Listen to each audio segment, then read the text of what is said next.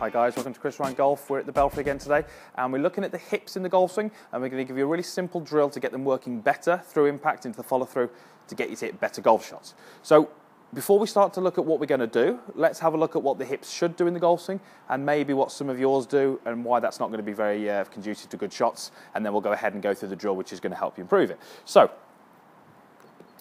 let's first of all look at what happens from the sort of completion of the backswing after the transition as the downswing starts. So we're just going to basically look at this lead hip, and we're going to do this from a very simple sort of 2D viewpoint as the camera's looking. So we know that there's some maybe rotations and that kind of thing, but we're looking at it more from here as a sort of very 2D image. So I'm going to make my backswing up to the top.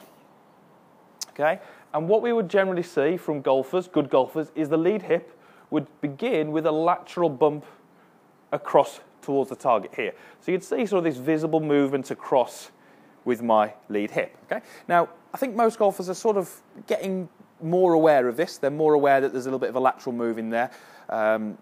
Used to be believed that maybe there was not this lateral and there was more of a rotational, but there certainly is a lateral move to begin the downswing.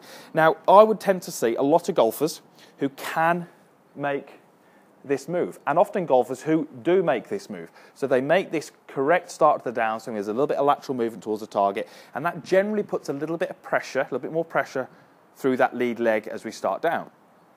This is absolutely fine.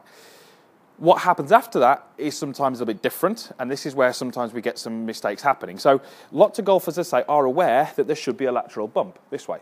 What we would often see with those golfers is, after they've made this lateral move here, as they begin to open up and turn, the lead hip would start to back up, okay? And it would start to return more to where it was at setup as opposed to where it was as it made that sort of first move down here. So what we've got is we've got a decent backswing, we've got a nice little bump laterally across to the lead leg, and then as we start to pivot through and turn, that lead hip comes back into this position here, okay? So what do we see from the best golfers in the world, the guys who have the sort of swings that we all sort of admire and that kind of thing? Well, they would have a very, very similar start to the downswing, a little bit of lateral movement this way, but what they would actually find is that the lead hip would stay forward, and the belt buckle, I'm not sure if you can see mine here, I think it's been covered by my top, the belt buckle would come to join that lead hip, okay? And that's what we'd see from the best golfers in the world. So if we look at that as a visual, what I want you to imagine is that there's a line outside your lead foot. Okay, hopefully that's going to be on the screen now for you. And as we start the downswing, we want to work towards that line. But now we want to stay on that line and get the belt buckle to also join that line. Now, it might not get there at impact, but just post-impact into that extension of the follow-through, we should see now that my belt buckle is on that line joining my lead hip. So we've hit that sort of imaginary line with our lead hip, and then the belt has come to join that line as well. So we've got the belt and the hip in contact with that line. For those of you who are maybe struggling with this, you would probably see the lead hip hit that line, but then on the way through, it comes back to join the belt buckle back here somewhere, as opposed to going through somewhere. So what's this actually doing? What are we looking at here? Well, we're looking at how this pelvis works, okay? For those golfers who get this move and it backs up, what you're finding is that you're tending to stay what we call in flexion, where your upper body is still a little bit tilted over in front of your belt buckle, okay? So that when you see that lead hip go forward and then back up, my chest is over in front of my belt buckle. When we see the belt buckle going out and joining that lead hip this way, we're turning into what we call more extension, okay? So I feel now that I'm a bit more extended in my upper body, my spine is more extended, and what this is going to do is it's going to put a lot more power into your golf swing, put a lot more efficiency into your golf swing.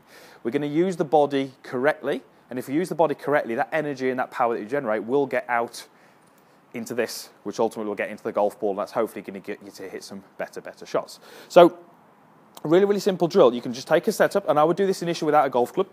And if you can use a mirror, that's great, a reflection or something like that. I haven't got that luxury here. And just have a look and try and visualise a line somewhere outside your lead hip. Doesn't have to be an exact distance away from it.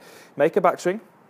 Try and bump towards that line, and then push your belt buckle also onto that line. Okay?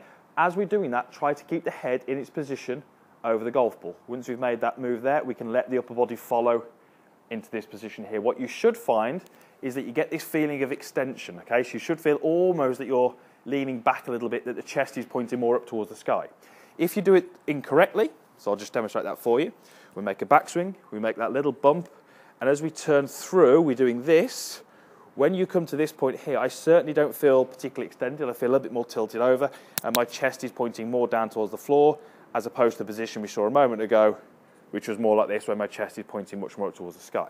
So it's a really, really simple drill we can do without the golf club. Okay, we can put it across our shoulders. We can do this at home, and we can start to understand the movement patterns and start to get a bit more familiar with those. Once you've done it a couple of times, as in the slow speed there, so across and then this way, start to blend it into one movement, where you're starting to feel that we bump the hip and then join that hip with the belt buckle. Okay, don't let that lead hip come back to where the belt buckle was. Let that belt buckle go forward to join that hip and start to get this feel and how it's going to start to feel to you as a golfer. So let's go ahead and hit one. Ideally, the camera angle would be sort of more front on here, but I haven't quite got enough room, so we'll have to do it from a slightly different angle. But hopefully you should see this lead hip work as we just discussed.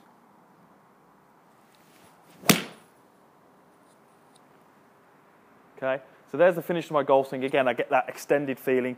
Chest feels it's pointing more up. My belt buckle is certainly probably the closest part of me to the target. That's the kind of feedback I want. That's what I'm looking for at the end of my golf swing. I'm just going to do one demonstrating the incorrect move, just so you can sort of maybe recognize it if you are using any kind of video cameras in practice. Okay. There we go. So very different follow through. Lead hips backed up a little bit, chest is pointing more down. Haven't really managed to get off my back foot too much. Those are the kind of things that you're looking for in practice if you're using, say, any iPads or cameras or that kind of thing to record your golf swing. So I hope that's a really simple drill you can do at home. Do it at home first, take it to the range, get familiar with it, and then try and hit golf shots with it, and ultimately you can take it to the course. And to say, you should get some more speed into the golf club, because if the body works better and more efficiently, that's going to have a positive effect on what the club does, and that's going to give the golf ball some better flight characteristics, and hopefully you'll play some better golf doing that. So thanks for watching the video. Give it a thumbs up if you liked it. Post your comments down below, please. I'll respond to as many as I can. And if you haven't done already, please subscribe to my channel. There's more videos going up each week, different topics, covering different ideas, different drills, hopefully helping you play some better golf and enjoy your golf a little bit more. So thanks again for watching, and we'll see you again soon.